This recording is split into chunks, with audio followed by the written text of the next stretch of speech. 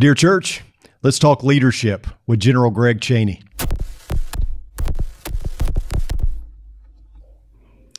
Hello and welcome to the Dear Church Podcast. I'm your host, Chris McCurley. Thank you so much for tuning in. I'm excited about our guest, my friend, former General Greg Chaney. I guess you're always going to be a general. You just retired recently. Just put the retired and heavy on the retired at the end of that general. And that's a recent development, like end of July? End of July. Okay, correct. So I was asking you before we got on air, has it always been your dream to not have to shave because you had to shave and everything, so you're going for the Duck Dynasty look. The Duck Dynasty look, 34 years of not shaving. This is the byproduct. This is it, huh? Man, thank you so much for joining us. It's great to be here. Really appreciate you. I know that, you spoke to our preacher training camp students this past summer and did a great job. And I told you then, I want to have you on the podcast. So I'm glad that you were able to join us. And of course, retirement freed you up a little bit with that. But you said that you're not the commander in chief at your home. So you're doing other duties as assigned now, right? I know my place on the team at the house, and I'm not in command there. Good deal. Well, thank you for taking time with us. Hey, so before we dive deep into leadership and things like that, why don't you tell our listeners, our viewers, I know you don't really like doing this, but kind of give us your resume a little bit, how you ascended through the ranks and, you retired 2-star Major General. Am I right on that? Correct. With the U.S. Army. Yes. Yeah. So kind of tell us what led to that. Absolutely. And first, thanks for having me here. What an honor and a privilege to be able to sit down and talk to you. Absolutely. I'm a strong believer in what you're doing here and what the Ripple of Light mission is. So the honor is all mine to be able to sit down and talk to you. My story began at Abilene Christian University. I'd met a beautiful young lady, and we wanted to get married, but we were still in school. And she decided that she would join the National Guard to provide some money for us to be able to get married. Okay. Lo and behold, somehow I found myself on the bus to basic training instead of her. It's all her fault. It's all fault, if you want to call it that. But it ended up being a blessing. I call myself the accidental general. I never really intended to make that a career choice, but I went to basic training back in 1987. Started out as a traditional National Guardsman, which is one of those 1 weekend a month, 2 weeks in a year. I was a school teacher at Madison Middle School during that 10-year period. Yeah. Commissioned through Officer Candidate School at Fort Benning, Georgia, to become from a private to a second lieutenant. Yeah. Became a platoon leader during that time period. And as I progressed through the ranks, we ended up deploying our unit here, the 111th Engineer Battalion in Abilene, deployed to Bosnia right after their civil war. That was my first deployment. Gotcha. First time I left home to go into harm's way. Following that deployment, I had the opportunity to go on active duty, active service. Okay. And come to find out, the pay and the benefits were a lot better than being a school teacher. So I ended active service after that time period and spent the next 24 years commanding at every level. If you understand the Army, at the company, battalion, brigade level. And I ended my career as appointed by Governor Abbott to be the Assistant Deputy Adjutant General for Army for the Texas Army National Guard, which roughly means I had command over the 18,000 members of the Texas Army National Guard. Gotcha. Wow. Okay, so that's a lot. There's a lot. So how many deployments? 2 deployments. Okay, one to Bosnia? One to Bosnia. We also deployed, same unit here in Abilene, deployed to Iraq in 2005. Okay. What was your role in those deployments? Like what was your undertaking? What were you in charge of? The first deployment to Bosnia was really just a security mission. We were in Tuzla. Okay. And really was securing the base there. Okay. And interacting with the locals and helping establish commerce, those type of things, really just to protect and to keep the peace, that type of thing.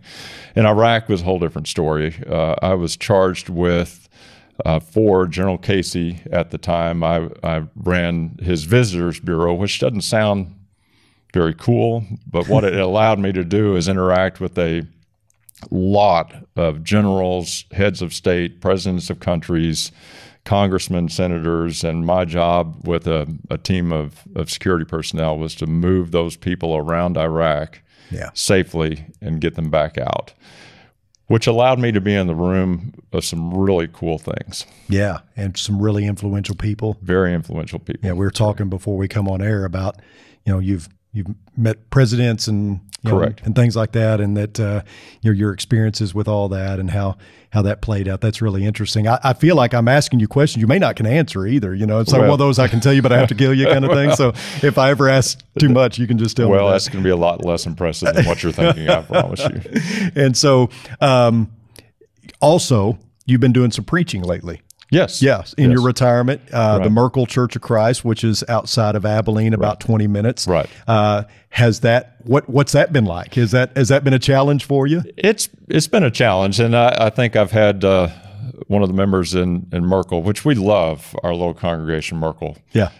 We've been our entire marriage. We've been members at Merkel Church. Yeah. And but I've had one of the members there pull me aside and remind me that I'm not a general when I'm.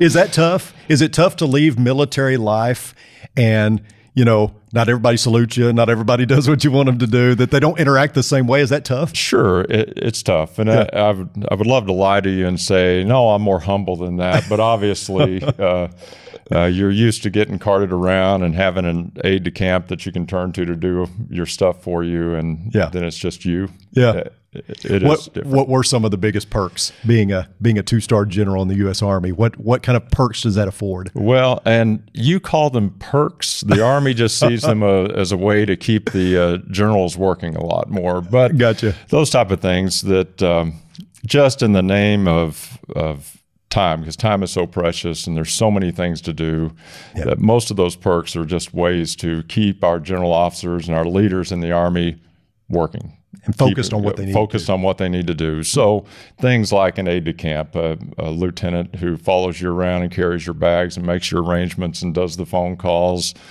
helicopters that you can call to fly around the state, around the area. Yeah, you were telling me you could get a helicopter anytime you need it. Pretty much. You just pick up the phone, you get a plane or an helicopter. Pretty much. That's pretty cool. Yeah. It's cool. Yeah.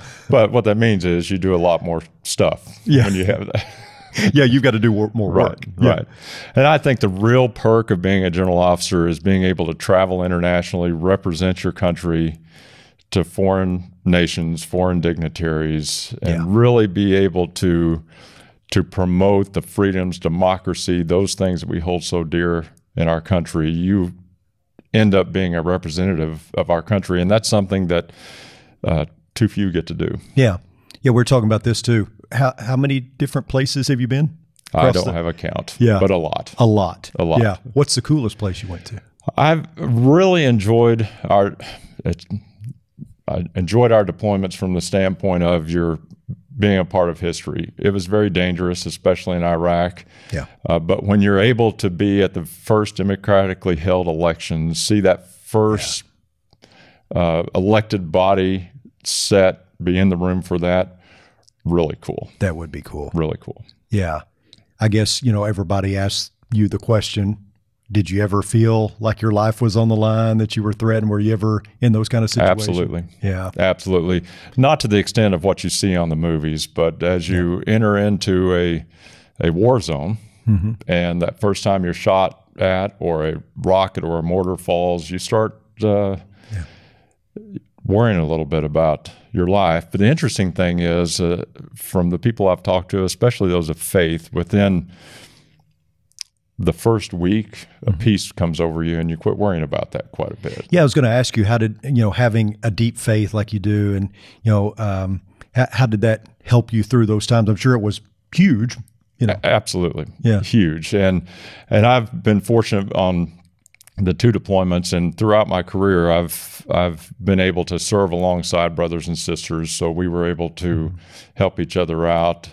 The Bosnian rotation, we actually started a Church of Christ on the on the Eagle base there. I had a chaplain who was a member of the church, and we were able to build up a fellowship there that was very supportive of each other. And when I deployed to Baghdad in Iraq on the Army base, there was already a church meeting there. That is so cool. We were able to just continue that work as well. Yeah. So talk a little bit about, I want to get into your leadership style, because that's something that really intrigues me, and how that overlaps into church business, but also what you shared with the young men at Preacher Training Camp, I'd like to dig into. But tell me, how does your faith affect that? You know, just from an overall standpoint, how does faith factor into your leadership style when you're over there in a war zone and, you know, you've got all these responsibilities? Like you said, you're moving around. I mean, I would think that would be a huge, huge stress, is I've got to move around all these political leaders and dignitaries and keep them safe, you know, and get them back here alive. You know, how does faith play into all that? Well, it goes back to that peace that you feel, knowing that this world isn't all that there is. There's something much better, and the gospel message and that promise brings a huge amount of peace and comfort. Not all people feel that in the same situation, so you're able to put aside some of that danger to self and then focus more on the task at hand. Sure. So talk a little bit about kind of your leadership strategy. One thing you said, not to steal your thunder, but at Preacher Training Camp, one thing you told the kids, and I've used this quote several times, is it's hard to be the leader over a volunteer organization because they get a vote. And that certainly applies to the church. You know, I've used that over and over again. But if you would share some of share all of that you shared with the students, because I think it's so vital for, you know, our listeners, for me, for everybody to hear that. My philosophy has been based on people as the center of leadership. And that seems like that's an obvious thing, but from my experience, too often leaders get focused on other things other than the people. Early in my career, the shorthand for my leadership philosophy was, I lead through intense loyalty. I'm loyal to my team. In return, the team becomes loyal to me. Throughout the years, I've found out that that's really just servant leadership. You know, you see yourself as a servant first, leader second. Good point. And too often we get caught up in other things, the goals, the missions, the building campaigns. We chart out our attendance numbers and the budget, and that becomes the focus of our leadership. And what we fail to remember, and this is within the church, within the Army, is that at the end of that attendance number is a person. And that person gets a vote. And they're all different. To be a leader of the people, you have to understand the people that you lead. And I've used this illustration. It's an imperfect metaphor, but I think it'll work for the purposes of our discussion, is that leaders really need to be chess players, not checker players. When you play checkers, you're solely focused on that other side of the board. All of your pieces look exactly the same. And as you're moving them around, they move the same direction. Leaders who focus on those end results over the people are really checker players, when in reality, leaders are called to be chess players. Every piece is, some are the same, but every piece is different. They move differently, and you have to understand who they are and how they move, and you're not as focused on the other side of the board. You're focused on the people first. The goals will come. That's a great way to frame it, because, you know, I think about checkers, you're jumping over people, whatever you got to do to get to the other side and make me a king, you know. Correct. Absolutely. But in chess, you know, you've got different pieces moving different directions, doing different things. That's a really good analogy. So when you're leading from the perspective of General Greg Chaney, when you're leading these folks, how many people did you have in charge, that you were in charge of? About over 18,000. Okay, so 18,000 people. Did you ever stand in front of all 18,000 at one point? Okay, impossible. So as you're leading them, sometimes from afar, what is it? What's the one thing you want them to know about Greg Chaney? That I'm fair, Okay. that I see them, that I understand them, and that I'm an advocate for them. Yeah. One of the things I do want to mention that your leadership style and philosophy depends a lot on context, and you just hit on one of the more important ones. When I was talking about the people and the chess and checkers is really more of a direct leadership.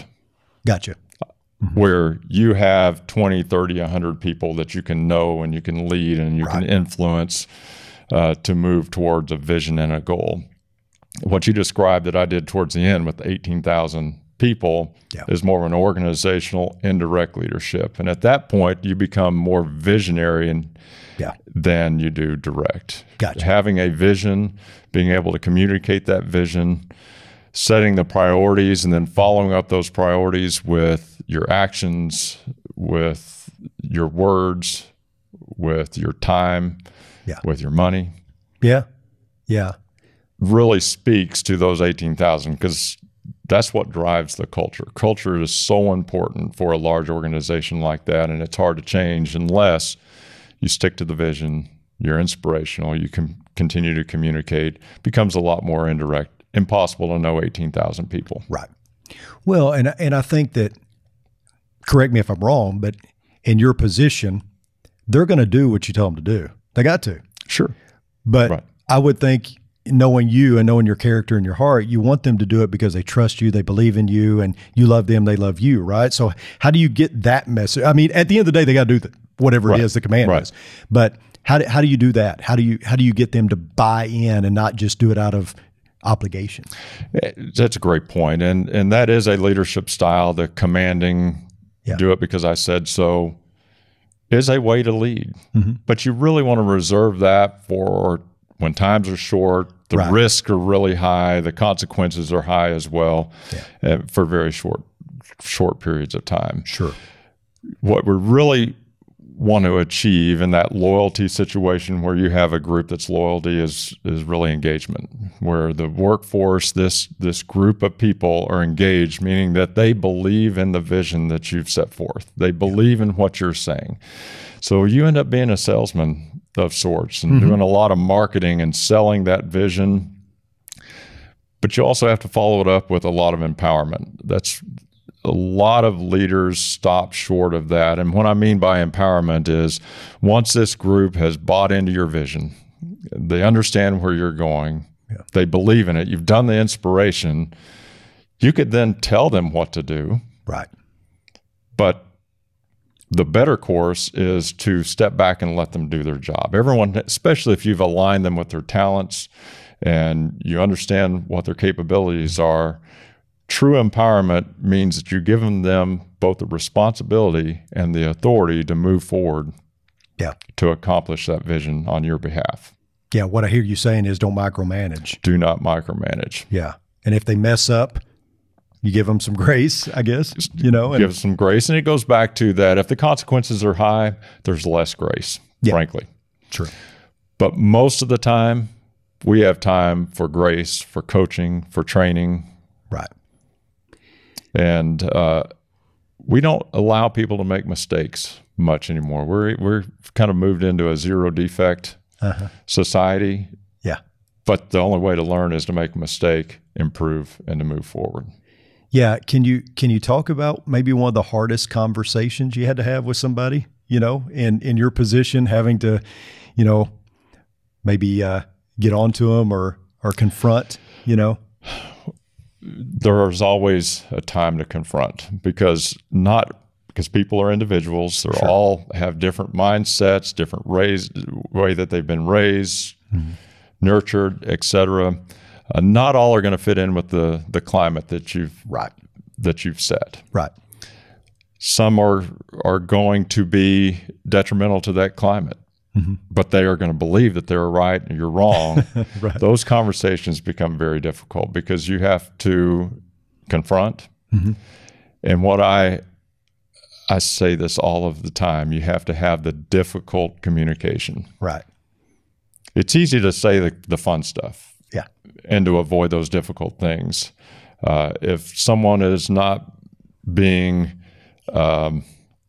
honoring other people or supporting other people or being toxic. If they're providing a place that doesn't seem safe for any of the team members, you have to call them in, confront them, have the difficult conversation. And sometimes you have to sacrifice some pawns because they will not adhere to the climate that you've set. Unfortunately, that's part of leadership. Sure. Yeah. Sometimes you have to do those difficult things. Right.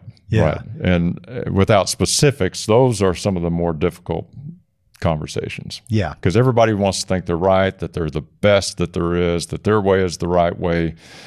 And those times where you have to tell them they're not, very difficult. Yeah. How did that transfer at home? You raised daughters. I did. And did you bring that home? I mean, were you the commanding officer at home as far as do this, you do that, you do this? I mean, did they see you as General Greg Chaney, or were you able to make that separation? Because I imagine that would be hard to just turn it off and go be dad. I was a very good subordinate to my daughters. Let me put it that way.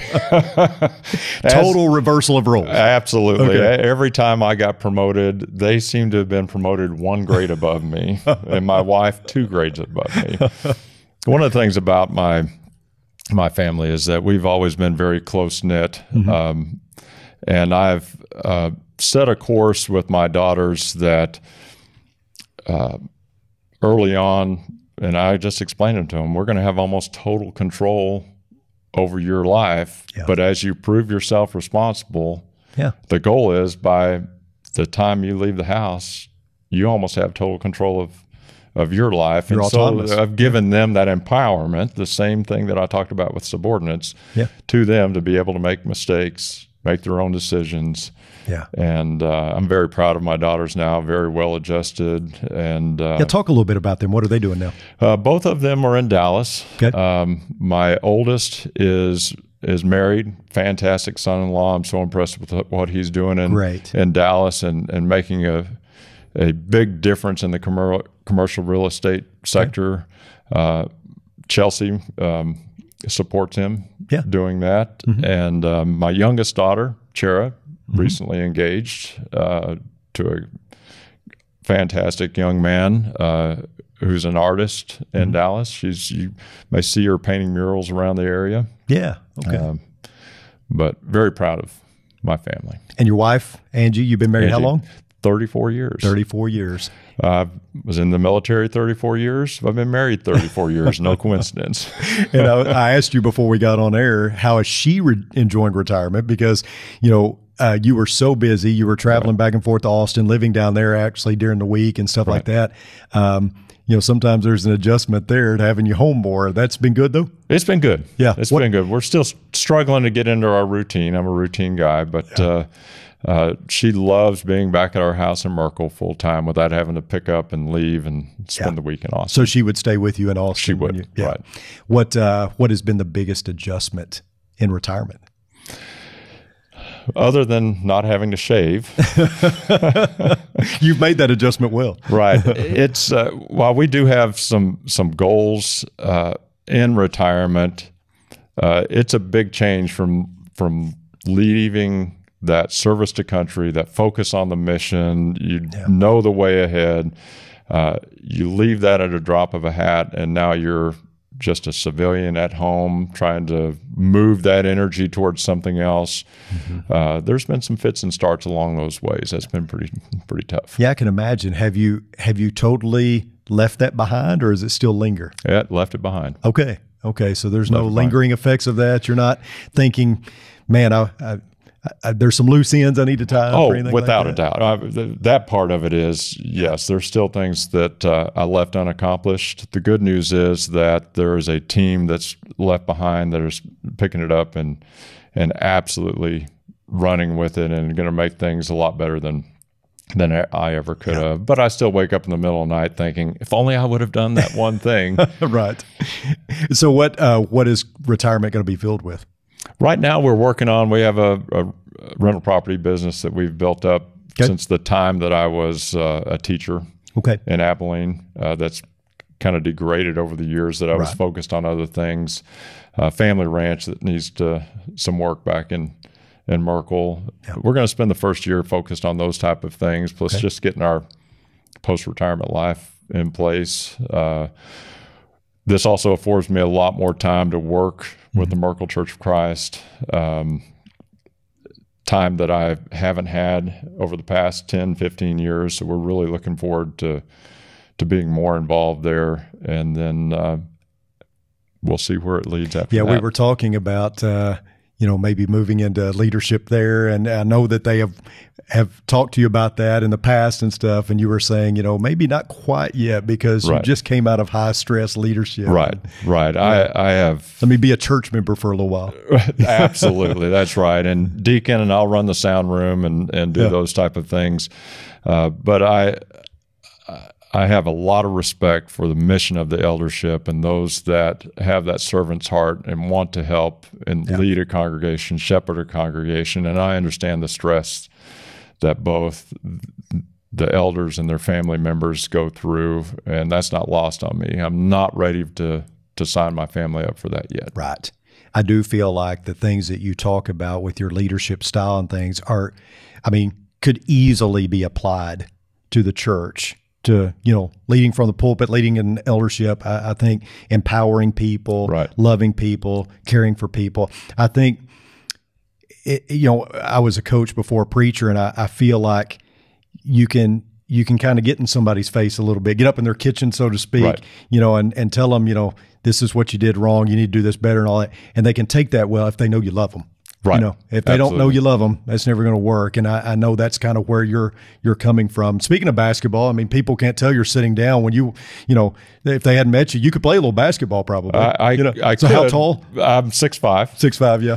I've played some basketball in my past, but I'm too old and broken to do it now. So that's not in the future. No, I'm a big believer in a man needs to know his limitations. And that's it. Huh? That's it. Yeah. Right. Well, I can't thank you enough for joining us on the podcast today. This has been really good for me, and I wanted to let our listeners and our viewers know that if you have a question for General Cheney, you can send it to me at chris.mccurley@rippleoflight.com. I'll pass it on to you, Absolutely. And I'm sure you'd be glad to talk about it and anything that you can talk about. But if you have questions or anything like that, then I hope you will let us know. And just appreciate you tuning in. Please share the word about the podcast. We're on Spotify, iTunes, YouTube, of course, Facebook, those different avenues. Please let people know about it. Thank you so much. You bet. Really appreciate it. And good luck to you in retirement. I know that's going to be fun. We're going to cross paths though along the way. Absolutely. And you can tell me how you're doing. Sounds great. And good luck on the beard. Thanks. Thank you all for tuning in. Until next time, may the Lord bless you and keep you. Sincerely, Chris.